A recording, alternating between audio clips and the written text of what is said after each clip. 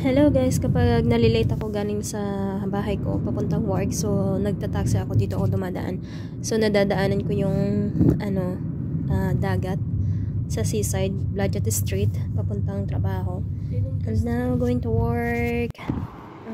Dito naman sa kabilang area na to is Salmia, Block 3. I think Street 1 dito. So naglalakad ako ngayon papunta sa bus stop. Waiting for the bus, kaso may dumaan naman, hindi ako nakasakay kasi hindi pa ako nakahinto sa may bus stop. So dito ako umaabang.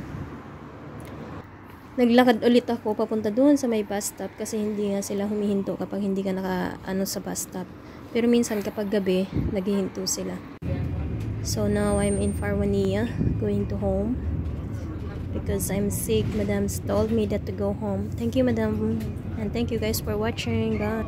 Don't forget to subscribe and like my videos, guys, and share na din if my time, and I will get you back, guys. Thank you.